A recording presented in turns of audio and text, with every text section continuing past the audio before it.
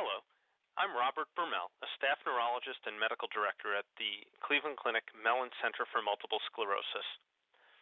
Today, we're going to discuss what's new in MRI imaging for MS, a report from the recent ECTRIMS meeting, which was held in Barcelona, Spain. The first topic that was of great importance at ECTRIMS, and I think is of great importance in MS related to MRI, is the topic of brain atrophy. Brain atrophy, in one report from ECTRIMS, was related to the quality of life of patients with MS in routine clinical practice. So the group from Denver, Colorado, led by Hans et al., presented in an electronic poster form their report from actually surveying thousands of patients with MS in their clinical practice and arriving at a number of patients that they had both routine standard of care MRI and patient-reported quality of life measures, something called the NeuroQoL. This is a particular quality of life measure that was developed by the National Institutes of Health for use in neurological disease. They found that they had these measures within 3 months of each other in 75 of their MS patients. And what they found was that normalized brain volume, even when measured just from routine clinical MRI scans, was correlated with the NeuroQoL cognition subscale. When they looked at what these patients looked like in real life, they found that patients who were currently employed actually had significantly higher brain volumes than patients who were unemployed during the time they were being taken care of. I think the message from this study is that brain atrophy is really the best imaging correlate of cognition, though it's not routinely quantified in clinical practice. And so we've heard this from multiple studies in the past that brain atrophy is important, and in clinical trials it's certainly an outcome measure of interest. But this study is important because it shows that even from clinical quality MRI scans, brain atrophy, whole brain atrophy, can actually be quantified if proper tools are applied. Now, you're probably saying that, well, in my clinical practice we can't do this, and in fact that's true. And in my clinical practice we can't do it either. However, even simple tools might be employed to be able to get a gauge for your patient's brain atrophy in clinical practice. An example of this might be measuring the width of the third ventricle or measuring the distance between the frontal horns of the lateral ventricles. There are indices, one called the bicaudate ratio, another called the lateral ventricular width, that can be measured easily in clinical practice, even just on plain films or certainly on modern radiology software. And they can be measured in a matter of seconds in the clinic and included in your clinic notes if you want to keep track of these things over time. And so I think that brain atrophy is an important measure which can be gleaned from clinical practice and does correlate with cognition. So when we're tracking things like brain atrophy, one of the questions that comes up is, well, do MS therapies actually impact this in a meaningful way? And at ECTRIMS this year, there was an interesting report on a large-scale clinical trial program. This was reported in poster 151 by Frederick Barkhoff and collaborators. This was a 5-year follow-up of patients in the CARE-MS-1 and CARE-MS-2 trials of alemtuzumab, which is a potent monoclonal antibody that's infrequently dosed and given in patients who have more aggressive multiple sclerosis. This was a study group that included 742 total participants and followed, as I said, over 5 years. These patients were in these trials for approximately 12 or 24 months, depending upon how long they were in, and then they entered an extension study where they're continuing to follow these patients. Now at this 5-year report, the pertinent finding was that the rate of brain volume loss remained near normal 5 years after enrollment in the initial study. And most of these patients did not receive alemtuzumab after month 12. So if they received alemtuzumab at the start of the study and then 12 months later, and then we check back in with them, even without, in many cases, any intervening treatment for the ensuing 4 years, the rate of brain volume loss had normalized in these patients. And that normal rate is about 0.2% per year. And that's what these patients had, as compared to most patients with MS, where the rate is at least double that, and typically 3 to 4 times the normal rate of brain volume loss.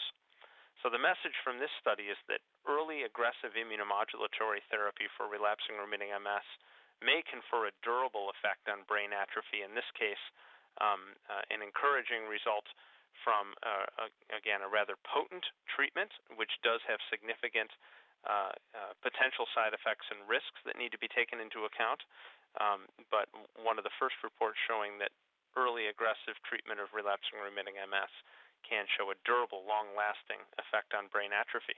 The next topic that I think is of interest right now in the field of MS and was featured at ECTRIMS is spinal cord imaging.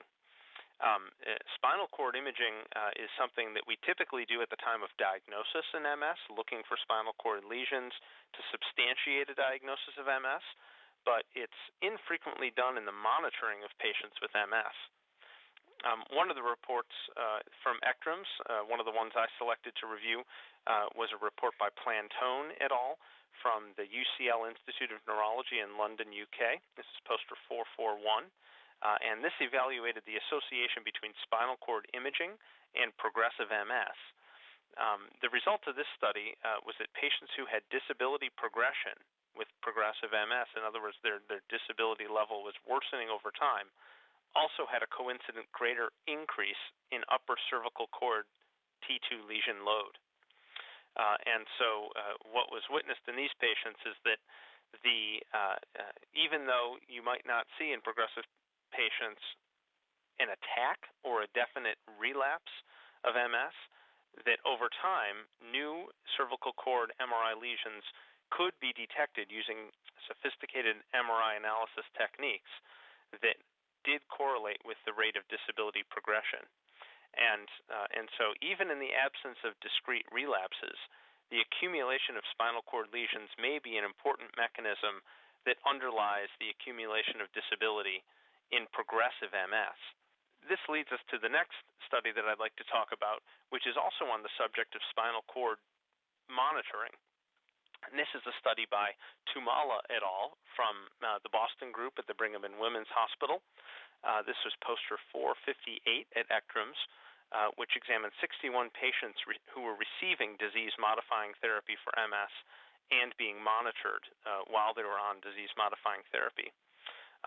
And this is something that we do in practice all the time. So we'll place patients on a disease-modifying therapy for MS, and then check MRI scans periodically, see them in the clinic periodically, and try to make an assessment of whether or not the treatment is working for them. It's especially important nowadays that we have multiple choices of treatment options, where if a given treatment was not working effectively in a certain patient, we would have alternative choices with different mechanisms of action and even more potent therapies if we needed to engage those to treat the patient.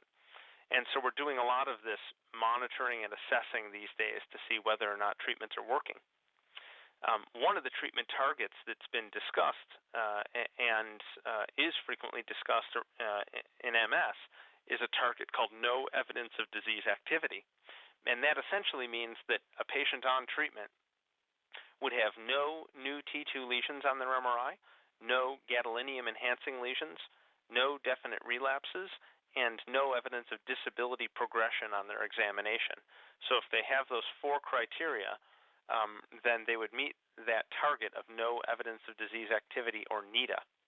So out of these 61 patients in the Tumala study that were being monitored on disease-modifying therapy, 39 of the 61 patients met that criterion of NEDA based on their brain MRI scan. Now, you could say, well, yep, monitoring brain MRI is what we typically do in clinical practice, but the question that this study asked was whether adding spinal cord MRI monitoring to that brain MRI had any added utility. In this case, one of the 39 patients who met that NEDA criterion based on the brain MRI actually did have MS activity on their spinal cord MRI. So it was 1 out of 39, or 3%, of the cases in this series.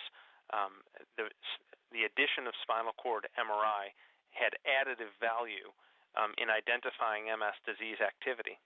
Of note, 5 of the 61 patients in the study had changes on both the brain and the spine MRI, and 17 patients had brain MRI changes only. Now, I think that this study shows that breakthrough disease activity is common even in patients on MS treatments. And though it's more commonly identified by brain MRI, spinal cord imaging may have some modest additive utility. And so the conventional wisdom was always that we did not routinely monitor spinal cord MRI for subclinical disease activity. However, I think that the tide is changing a bit in MS, and many of us are tending to periodically check spinal cord MRI at least every couple years in patients on disease-modifying therapy or in patients who are having progressive symptoms or accumulation of disability, not only looking for alternative reasons or explanations for them to have neurological worsening, like orthopedic spine issues, for instance, but also to evaluate for subclinical disease activity. Whereas we previously thought that subclinical disease activity did not occur in the spine, we now know that it does, and I think this is one of the things that's actually changed in MS management over the last year, evidenced by this abstract that was presented at ECTRIMS. The last subject that we'll talk about is a subject that became somewhat of a hot topic this year and also had some work appearing at ECTRIMS, and this is the subject of gadolinium contrast agents for imaging. So gadolinium intravenous administration with post-contrast imaging is currently routine in MS, and looking for gadolinium-enhancing lesions on MRI scans is one of the ways that we monitor patients. It's one of the ways that we identify active disease in our patients with MS. There was actually a publication in mid-2015 which showed long-term gadolinium deposition in brain tissue in pathological specimens, and the effects of gadolinium deposition in brain tissue are unknown. So after this publication, the FDA actually issued a drug safety communication in July of 2015, urging those who use gadolinium contrast to image patients with any disease, not just MS, to be cautious and only use contrast agents when it's felt that there will be additional information gleaned from using the contrast. So in other words, not to use it for no reason or just out of habit. So in the MS field, because it's been the rule to use gadolinium-enhanced MRI, in other words, to order MRI scans of the brain and spine with and without contrast as a matter of routine, it's caused us to rethink that practice. There was a study at ECTRIMS by Pawlock et al., poster 992, where they analyzed CSF samples from 23 MS patients who had had a prior gadolinium-enhanced MRI. So these patients had MRI scan on average about 22 hours prior to having a lumbar puncture. Usually this was when they were undergoing a workup for MS. In the 23 MS patients, gadolinium was detected in their CSF in every one of the subjects, none of whom had renal impairment. So as we know, renal impairment is a risk factor for gadolinium retention and for nephrogenic sclerotic disease.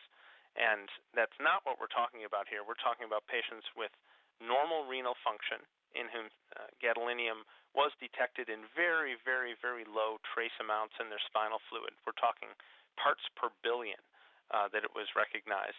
But in light of the prior publications and of the FDA drug safety communication especially, neurologists who follow patients with MS frequently, as we do in some patients, and I'll give you an example of monitoring a patient for safety reasons while they're on natalizumab, for instance. In that situation, what we're looking for is imaging evidence of PML, or progressive multifocal leukoencephalopathy. And in that setting, contrast-enhanced MRI is not essential. And so MRI without contrast in safety monitoring for PML, especially if it's being obtained frequently, MRI without contrast might suffice. Also in the long-term monitoring of MS, where we have multiple old MRI scans to compare to, it may be that MRI scans without contrast would suffice in that situation as well, where we're just comparing new scan to old scan looking for new T2 lesions. And in that circumstance, usually finding a gadolinium-enhancing lesion, you would identify that same information as a new T2 lesion. That same evidence of breakthrough disease would be identified as a new T2 lesion when comparing the two scans. So we still absolutely use gadolinium-enhanced MRI in the management of MS. We use it at the time of diagnosis. We use it in the early monitoring of patients where we do not have an established track record of stable MRIs. And in the situation where we need to evaluate for active disease, we sometimes do use gadolinium-enhanced MRI. However, MRI without contrast may suffice in some circumstances, particularly when we're doing frequent safety monitoring or long-term monitoring of MS with an established track record of stable MRIs. And this is one of the shifts in MS management this year, is beginning to make the shift to using MRI scans without contrast, where doing so will not compromise the diagnostic yield of the study. So those are some highlights of MRI imaging from this year's ECTRIMS conference, and I hope that you enjoyed this and were able to take some content away from our brief time together, and I hope that you'll check out additional talks in this series about what's new in MS. Thank you.